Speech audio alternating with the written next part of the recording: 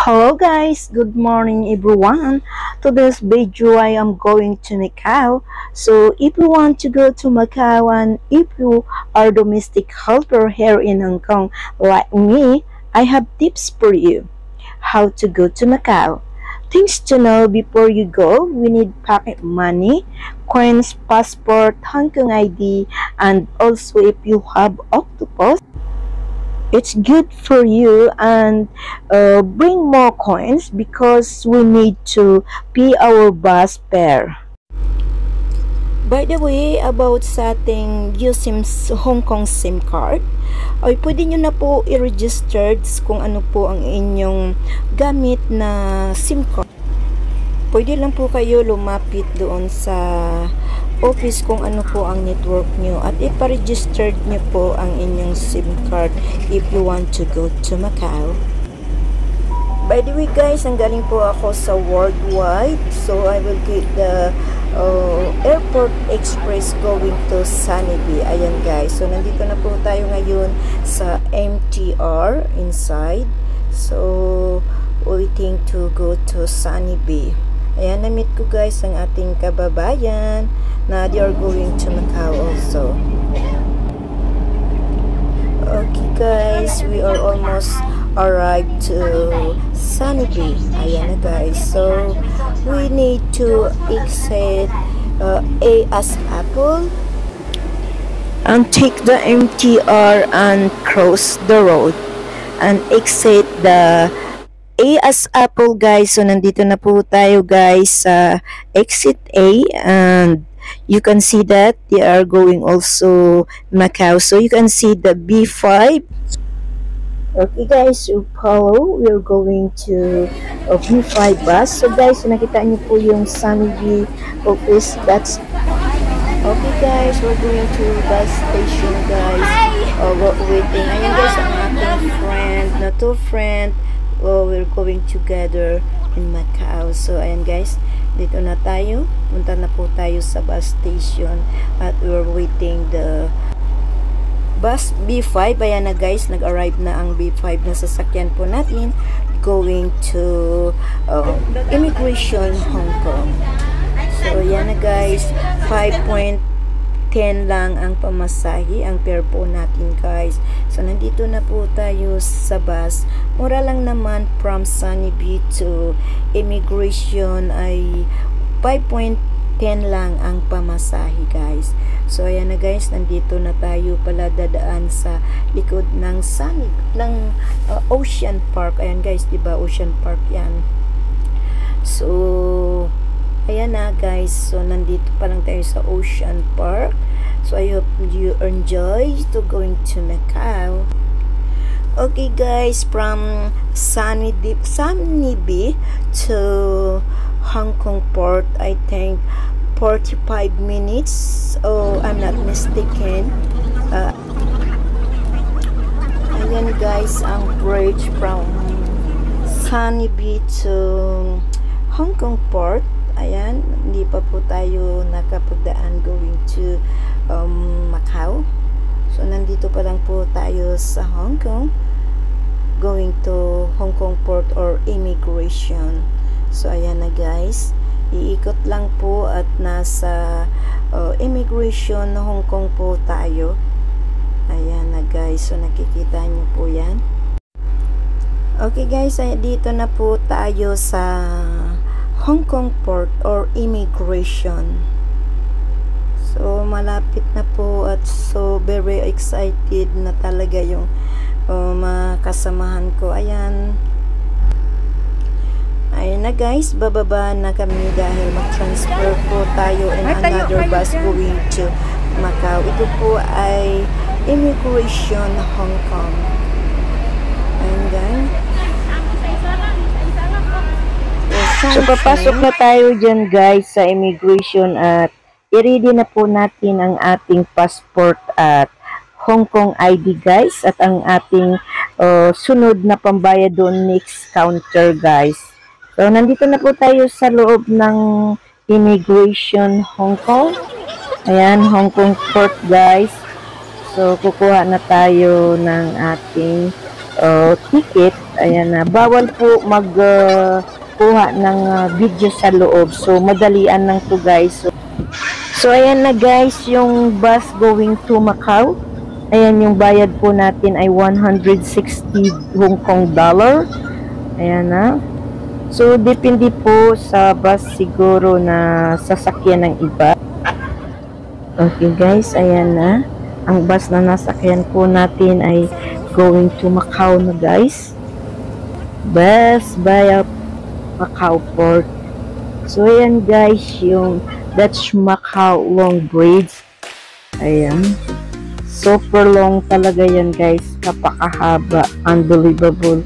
Yung bridge super haba talaga ng bridge nila guys. So, napakaganda.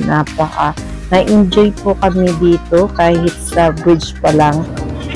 Although, makikita mo puro po lawa or I mean dagat, pero super ganda guys. Kaya ayan. Kaya sa mga kapwa ko ring OFW dito sa Hong Kong, at sana is na makapag-tour, makapag-travel before we go back home in the Philippines, try nyo po mag-travel dito sa Macau. Hindi po kayo magsisisi. Super ganda, super exciting. Ayan na guys, sa bridge pa lang mapahanga ka po kasi napakahaba talaga. And I think 30 minutes. Ayan na guys, so napakaganda po talaga ng bridge ng going to Macau. So nandito na po tayo guys at malapit na po tayo mismo sa Macau Port. Ayan na guys. So, kunting na lang guys, makarating na po tayo sa Macau. I hope you enjoy. And guys, kung nagustuhan niyo po ang aking vlog, please thumbs up. And don't forget to like and subscribe my YouTube channel. At ayun na guys, nandito na po tayo sa Macau Port.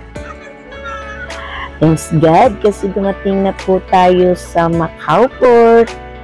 Ayan na, bababa na po tayo mula sa bus. Ayan na, so napaka-enjoy. Ayan po yung design ng kanilang bus. Ayan na po tayo, Macau na po tayo. Welcome to Macau. At ayan na guys, pupunta Macau Port at pupunta na po tayo sa bus going to Lisbao, Macau. Lisbao or yung sinasabi po nilang Old Church, St. Paul Church. And guys, kailangan po natin lumabas. Ayan. So, nandito na po tayo sa bus station guys, going to Senado Square and Lisbao Casino or sa St. Paul Church. Yung lagi po natin nakita yung Old Church po guys sa Macau. So, ito na guys ang sasakyan po namin. So, prepare nyo po ang coins. Dahil wala po silang panukli guys, so kailangan na natin dala ng maraming coins para sa bus. And guys, dito na po tayo sa loob ng bus going to St. Paul Church, Senado Square. Ayan na guys. And we're going to also Lisbao Casino. So, stop muna tayo sa Senado Square guys. So, kung saan yung St. Paul Church. Ayan na guys. So, napakaganda. Parang medyo actually makita po din natin ang Laika Manila. Ayan. Napakagandang lugar din ng Macau. Actually guys, napakadami pong Pilipino dito nagwo-work. Almost workers nila dito ay mga Pilipino. So ayan guys, bababa na tayo dyan. Ayan na, dito tayo yan sa... Dito guys ay first station po natin sa Senado Square. Papunta po tayo ngayon sa St. Paul Church. At muli naman tayo sasakay uli kung pupunta po tayo sa Lisbao Casino. So, difference pong bus mamaya sakyan natin ulit. So, ayan na guys. Yan ay ang Senado Square. And guys, super ganda. Mas maganda guys pag gabi, pero of course, bilang mayroon po tayong mga amo, ayan, ay hindi po, depende po sa inyong mga amo kung payagan po kayong mag one night para makita nyo po yung ganda ng Macau na with ilaw po siya pag gabi. Super ganda. Ayan. Iikot-ikot po natin ay napakagandang square dito. Ayan, napakalawak. At yan guys. So, diba, picture muna. So, souvenir. Ayan. Dito yan sa Senado Square guys. Yan pa tayo mag-ikot muna. To take a picture. To souvenir. Ayan. Super ganda. Hindi po kayo magsisisi sa inyong gastos na $160 sa bus guys.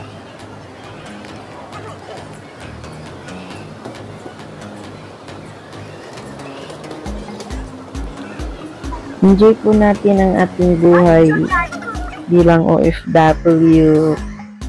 Lahat po ay patunayan, tatlo lang po kami na masyal dyan guys. Tatlo lang. Depende po sa inyo guys, sa ating mga kababayan din natin dito sa Hong Kong. Ay magandang marami po kayo para enjoy ang inyong pag-travel. At about sa SIM card guys, ay pwede po i-register niyo po ang inyong SIM card dito sa Hong Kong. Pwede na po gamitin. Ayan guys, ang St. Paul Church. Napakagandang tingnan po. Dahil po yan ay luma daw na style. So ayan guys, ayan ang sa likod ng St. Paul Church. Ayan na yung lumang mga noong pang mga design. So ayan guys, nandito tayo ngayon sa rooftop ng St. Paul Church. Ayan guys, natatanaw po natin ang Lisbao Casino Hotel. Dito po sa rooftop ng St. Paul Church. So, ayan na guys, ang palibot. Makikita po natin ang kapaligiran ng Macau. Dahil dito po tayo sa rooftop. Napakaganda guys. Katunayan po, hindi po namin talaga naikot ang Macau dahil po maulan. Maulan po ito. And guys, pumapayong nga lang po kami. Pero kahit pa paano ay narating din na ikot po namin ang Macau kahit hindi lahat. So, nandito na po tayo ngayon sa Lisbao Casino, Macau. And guys, ang Lisbao, Macau, super ganda talaga yan. Napakalaki. Kaya lang ang lakas ng ulan. Pero ganun pa man ay nagawa pa rin namin umikot. At naikot po namin yung Macau kahit hindi lahat. At paano ay sulit naman yung aming buwan din pag-explore dito sa Macau. And guys, ang maulan. So, nagtawid po kami dahil sasakay po kami another bus going to Parisian and Tower. Pupunta kami doon guys. So, nahanap po namin yung sakayan ng bus. Alam mo, napakalaki po ito. Itong Hotel Lisbao nila guys. Ayan. So, nandito na tayo sa kabila para sasakay naman tayo uli ng bus. Ayan, waiting po kami ng bus na sasakyan po namin. Kahit malakas yung ulan. Punta kami sa Parisian guys. Ayan. So, dito na kami. Ayan na. Ang Parisian Macau. And makikita po natin ang matanaw. Dahil sa kabila lang po yung tower.